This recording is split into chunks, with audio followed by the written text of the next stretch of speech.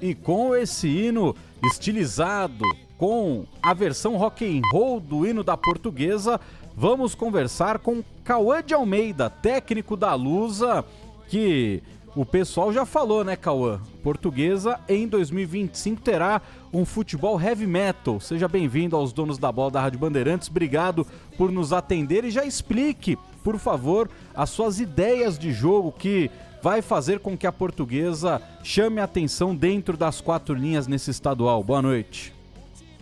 Boa noite, Gustavo. Boa noite a todos. É um prazer falar com vocês. Com certeza, já trabalhamos bastante aí na pré-temporada, voltado bastante para o nosso modelo de jogo. O nosso modelo de jogo já é bem característico, né? Por isso que a Portuguesa, através de uma análise qualitativa, uma análise quantitativa, também aderiu ao nosso trabalho, né, no sentido de que a gente gosta muito de uma marcação agressiva, uma marcação bloco alto, um jogo de bastante verticalidade. Então, assim, a gente entende que quanto mais próximo do campo adversário a gente recuperar a bola, mais próximo do gol a gente está. E o oposto também, né? A gente sabe que quanto mais longe a gente deixar o adversário do nosso gol, a probabilidade de tomar o gol é bem menor. Então, a gente tem algumas ideias do qual a gente acredita bastante, que é a base e a estrutura do nosso trabalho. Então, a gente já tem trabalhado bastante aí na pré-temporada para que, o quanto antes, a torcida da Portuguesa se sinta identificada, não só com o modelo de jogo, mas com o comportamento da equipe de uma forma geral.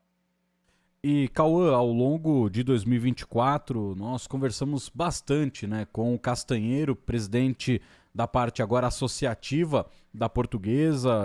Antes da oficialização da venda para a SAF, ele concedeu uma entrevista também para nós aqui na Rádio Bandeirantes, explicou todo esse processo de SAF. Queria saber, né, de você, como foram esses contatos da SAF da Portuguesa para fazer a sua contratação, levar a sua comissão técnica, como que foi todo esse contato, como que é também trabalhar nesse momento novo do futebol brasileiro, onde alguns clubes estão migrando, né, do associativo para a SAF, agora comandados por empresas, com donos ali, CEOs. Como que funciona dentro de campo isso, ou não tem nenhuma grande alteração em comparação a clubes que ainda permanecem como associativos?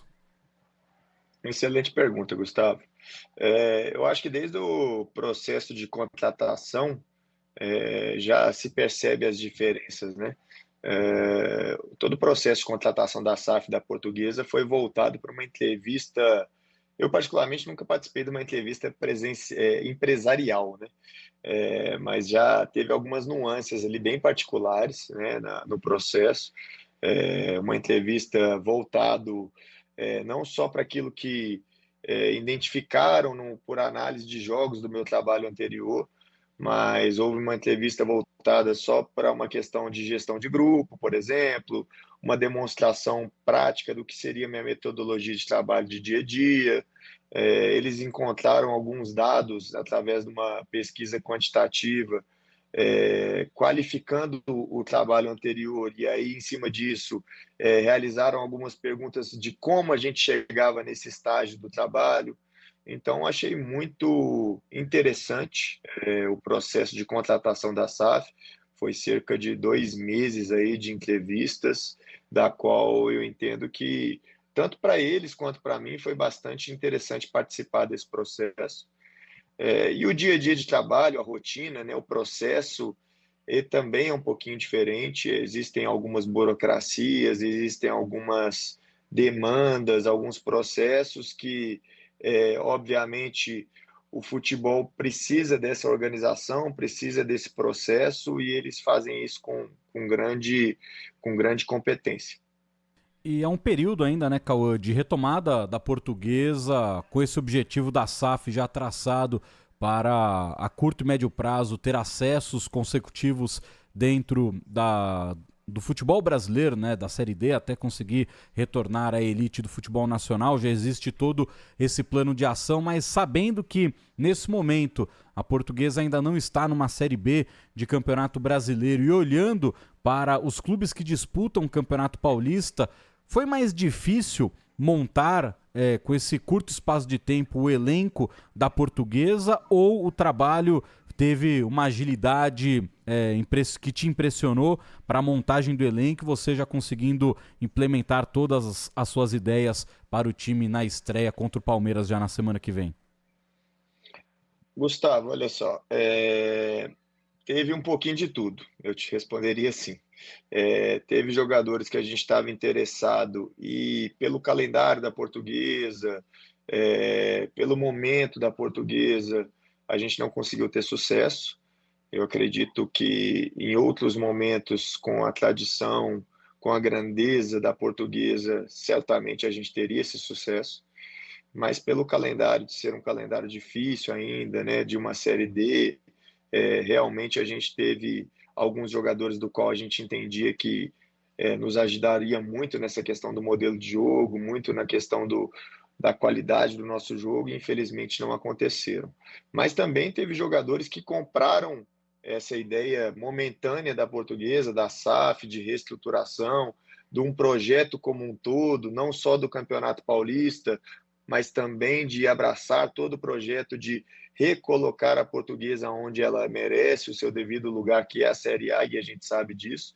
Então, teve jogadores que compraram a ideia de um projeto como um todo e a gente ficou bastante feliz com isso também.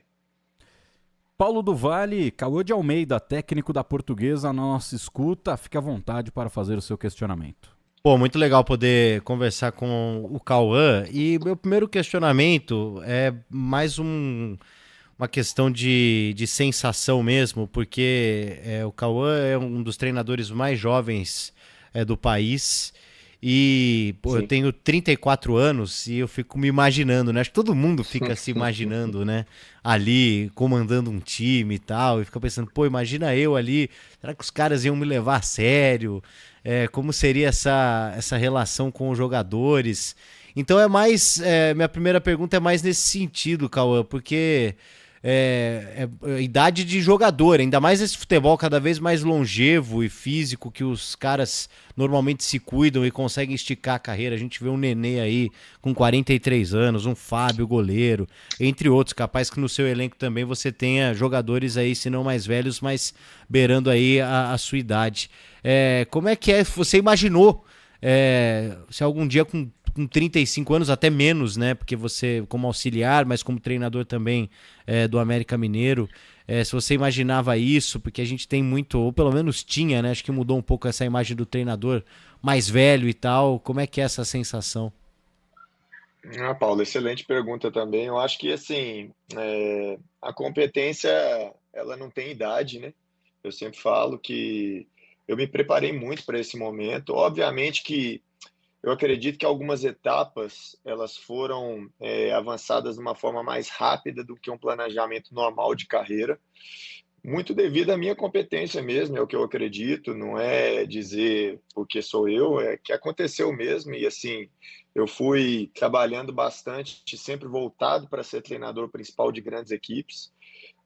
Me preparei, seja a nível empírico, seja a nível acadêmico, seja a nível prático, para que isso acontecesse o quanto antes, mas obviamente que aconteceu até um pouco antes do que eu imaginava, mas isso não interfere em nada a questão do dia a dia, da competência. Eu acho que, como qualquer profissão, e você está aí com 34 anos, também está numa grande empresa e sabe bem disso do que eu estou falando, as pessoas respeitam quando enxergam competência. E os jogadores é a mesma coisa. Quando a gente consegue praticar uma metodologia de trabalho que seja reconhecidamente diferente, que seja reconhecidamente de qualidade, e jogador de futebol reconhece, sabe reconhecer uma metodologia de trabalho que seja qualificada, uma metodologia de trabalho que é moderna, seja um jogador mais experiente. E no meu elenco, aproveito para responder sua pergunta, existem jogadores mais velhos do que eu, mais experientes do que eu, melhor dizendo, e eles respeitam muito porque enxergam essa qualidade do trabalho, enxergam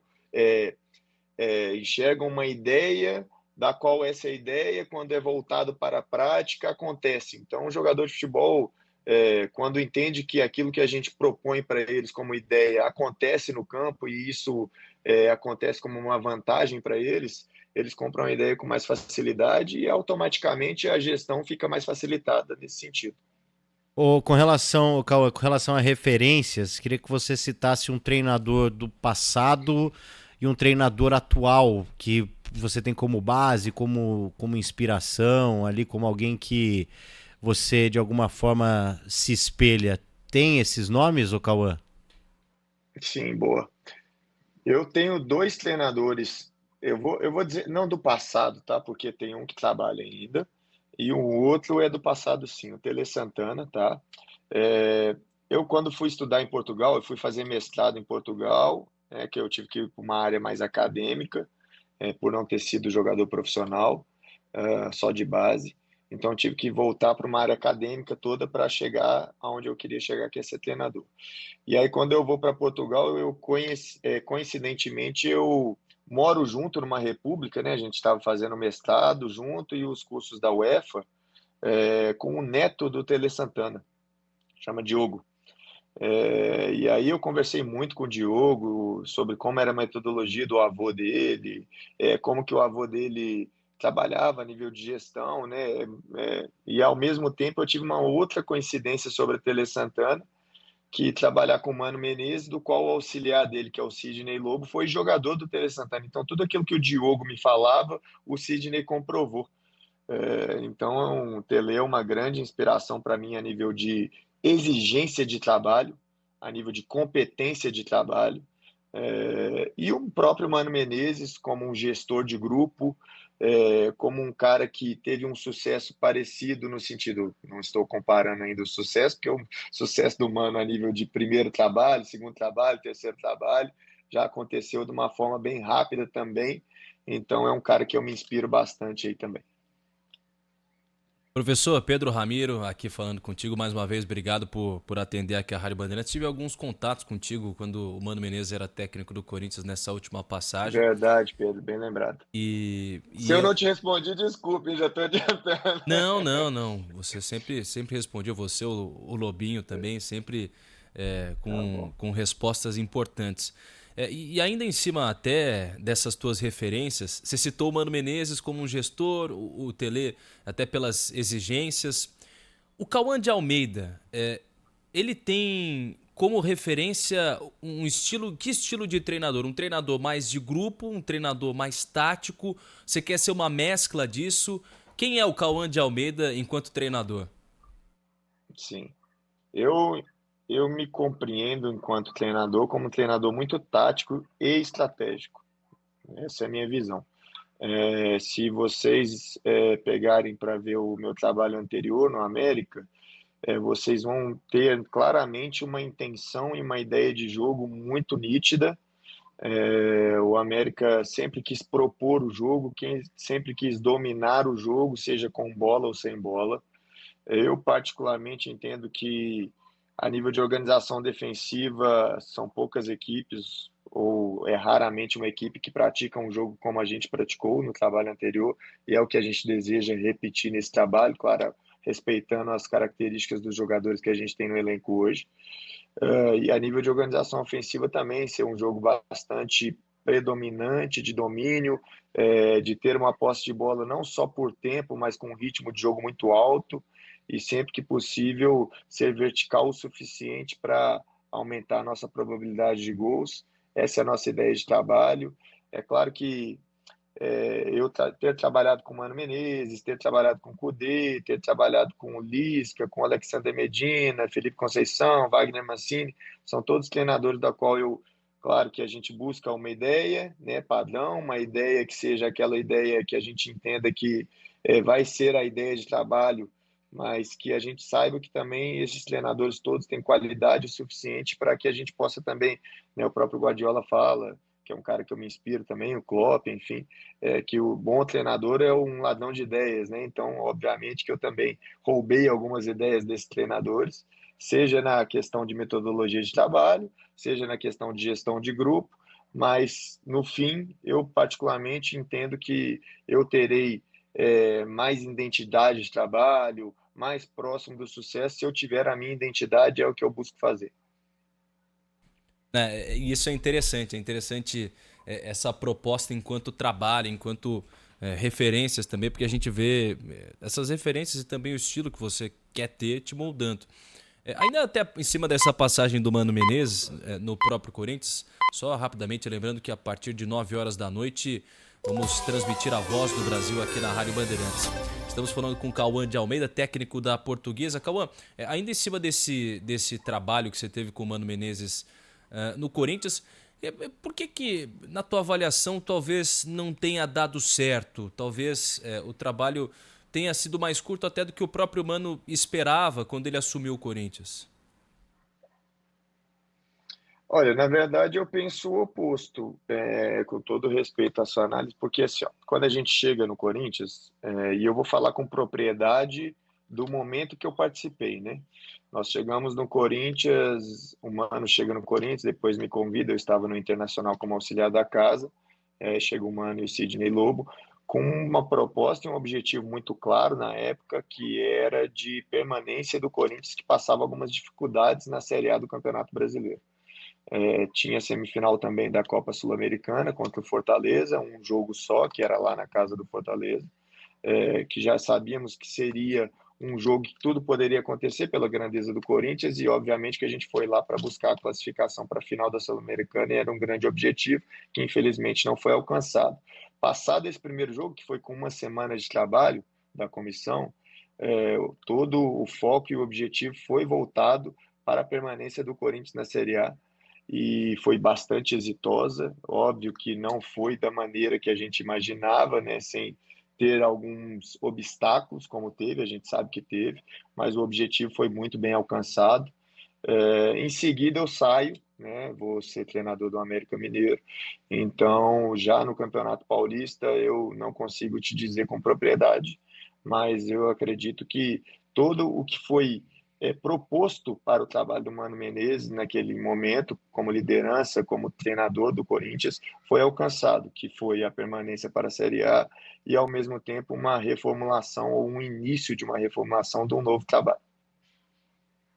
E, Cauã, voltando à temática portuguesa, né? Recentemente o CEO da Lusa falou sobre a tentativa de um nome que, infelizmente, não atendeu ali o chamado porque ele decidiu se aposentar, que foi o Nani, né? O jogador português, campeoníssimo por Manchester United, jogador de muito tempo de seleção portuguesa. Já que esse, infelizmente, não vem, Cauã, eu te pergunto se o elenco da Portuguesa já está fechado para a disputa do Campeonato Paulista e como estão os contratos também desses jogadores, né? Vai ser aquele momento que a Portuguesa vai disputar uma competição e corre risco de sofrer um desmanche, ou tem a possibilidade da Portuguesa viver o ano inteiro com praticamente todo esse elenco para a disputa também da Série D?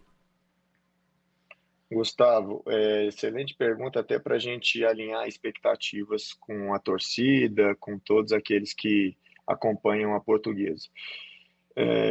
A gente tem essa dificuldade, como eu falei numa resposta anterior, né, na formação do elenco, muito voltado pelo momento da Portuguesa. Eu costumo dizer, e é uma frase que a gente tem utilizado bastante nesse trabalho, né, a Portuguesa ela é um clube de Série A, ela é um clube estrutural de Série A, ela é um clube de camisa de Série A, ela é um clube de tradição de Série A, mas neste momento está na Série D, né? E isso demanda, né, um pouquinho mais de criatividade na formação do elenco, né, um pouquinho mais de competência na formação do elenco. Então, a gente sabe do nível de dificuldade do Campeonato Paulista, que é o urgente, né? Nossa formação do elenco, principalmente nesse primeiro momento, tem sido voltada para a formação do elenco, voltada para um Campeonato Paulista, para que a gente possa ser o máximo competitivo possível num período mais curto de preparação.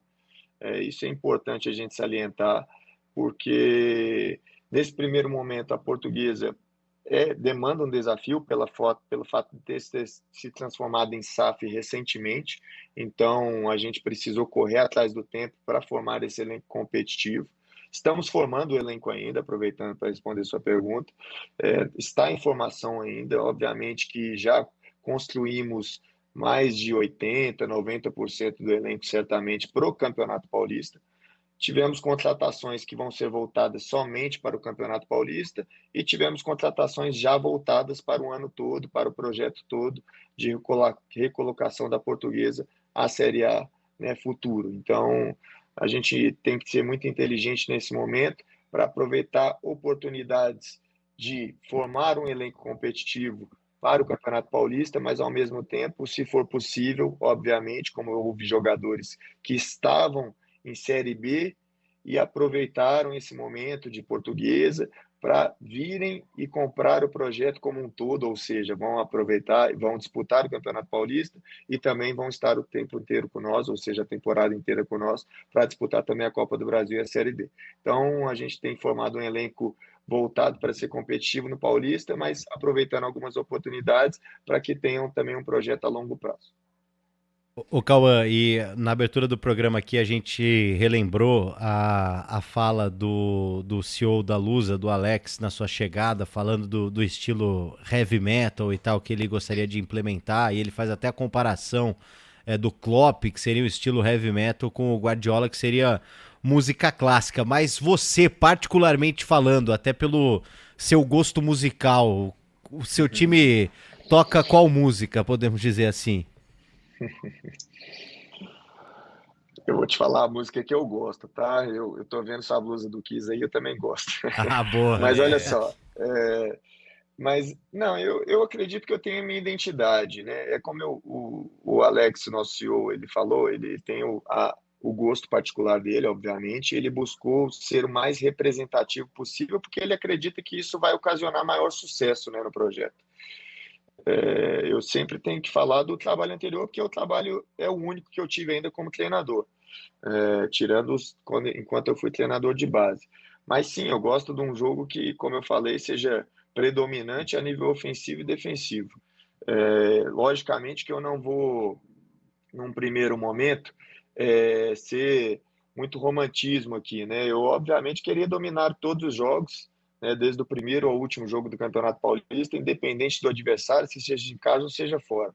Mas vai ser sempre essa proposta. A gente vai tentar ser o máximo estratégico possível, o máximo competitivo possível, para que, se for possível, dominar o jogo. E dominar o jogo, o que eu quero dizer é que a equipe esteja mais sempre próxima do último terço do adversário, seja uma equipe que domine posse de bola, que tenha um ritmo alto e que defensivamente seja sempre predominantemente a nível de bloco alto, uma pressão agressiva, um comportamento como equipe muito forte, que é o que a gente acredita que vai estar mais próximo da vitória. Cauã, para a gente fechar, aproveitando também esse início de ano, né, Copa São Paulo de Futebol Júnior e falar de Portuguesa e categoria de base, temos muita história, são inúmeros jogadores. Hoje, como que está também essa observação para as equipes de formação da Portuguesa? Tem algum garoto que já pode ser pinçado nesse início de Campeonato Paulista? A tradição da Portuguesa na formação e desenvolvimento de jogadores, ela é muito reconhecida. E obviamente que quando eu sou contratado é também por isso. Enquanto eu fui auxiliar da casa, por exemplo, do América, no primeiro momento, do próprio Internacional, passagem por Vasco, Corinthians como auxiliar também, uma das minhas especialidades, e assumo isso de forma tranquila, é a transição do jogador base profissional, e é por isso que também a SAF acredita no meu trabalho, que eu possa estruturar uma metodologia de trabalho não só no profissional, mas também na base, para que esses jogadores que hoje, eu já te adianto, existem bons jogadores hoje na base da Portuguesa, né? Já estamos tendo alguns resultados aí, já ganhamos o jogo hoje à tarde também, vamos classificar em primeiro na chave. Então, existem jogadores hoje que têm um perfil já que nos agrada. A categoria de base hoje no Brasil, de forma geral, eu acredito muito que temos que sim continuar desenvolvendo o jogador voltado para o jogo, voltado para o aspecto cognitivo, mas também não podemos esquecer das nossas raízes, que foi o que eu citei aqui a nível de Tele Santana, que era um treinador exigente e obcecado pela parte técnica, e eu acredito muito nisso para o desenvolvimento do jogador de base. Eu acho que nós temos que hoje ter um olhar e uma interpretação muito voltado para o desenvolvimento individual do jogador como um todo. Isso se passa também pela parte técnica, né? Então, a gente tenta ali trabalhar já de imediato também com algumas nuances para a formação dos jogadores da Portuguesa, e a gente acredita que num espaço aí de tempo aí curto, se Deus quiser, teremos sim novas revelações aí na Portuguesa para continuar essa representatividade que o clube sempre teve. Vamos à luta, ó campeões, não de vibrar os nossos... 7h mais 10.